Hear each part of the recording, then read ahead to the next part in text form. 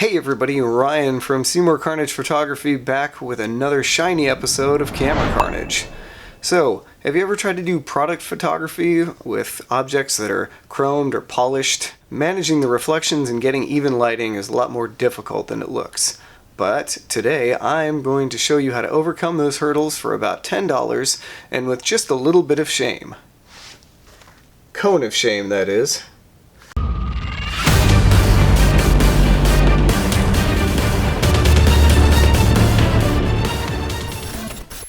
So, if you guys aren't familiar with Karl Taylor, you should really go look him up. He's kind of a legend in the product photography world, and recently he started promoting a line of products along with V-Flat called the Karl Taylor Light Cone.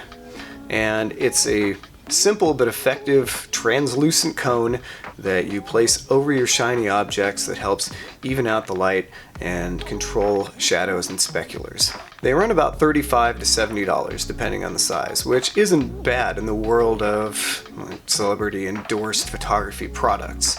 However, I'm going to show you today how you can get similar results for just about $10. Alright, so I don't know about you guys, but when I look at the Karl Taylor Light Cone, my mind only sees one thing.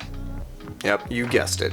The Cone of Shame, aka the veterinary E-collar or Elizabethan collar. Now, the smallest Karl Taylor Light Cone is designed to work with cell phones, so we're going to be looking at the medium, which is about $50. It's about 13 inches wide at the base, 5 inches wide at the top, and is about 12 inches high.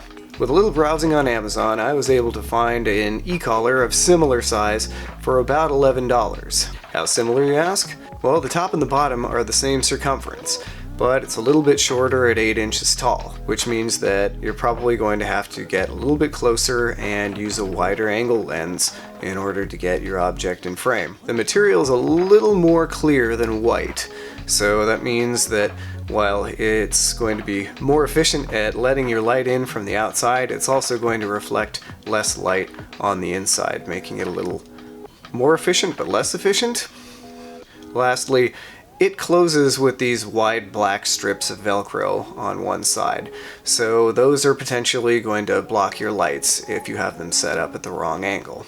You could just cut off those Velcro strips and use clear tape along the edge to complete the cone, and you wouldn't lose any size by doing that. So it's not quite a perfect clone, but all in all, it's a pretty reasonable facsimile for about 1/5 of the price.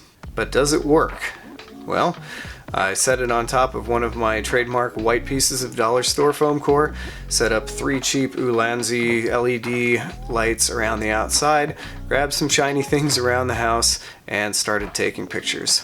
The results are pretty satisfying. The light is nice and even. In the areas that were previously basically black, we now have color and dimension. The speculars are controlled, and the shadows that are cast on the foam core are much softer and more even. If I had used brighter lights or strobes instead of these tiny LEDs, I probably would have gotten even better results. So, is it as good as Karl's Light Cone? Probably not quite, but for $11 it's hard to argue with the results. Regardless, this is another dirt cheap hack that gets you pretty amazing results at a fraction of the cost of the professional piece. Thanks for tuning in. I'm Ryan from Seymoure Carnage Photography. If you liked this video, go ahead and like and subscribe to be notified of future content. And if you have questions or comments or success stories of your own, go ahead and drop them below and I'll get back to you as soon as I can. Until then, take care.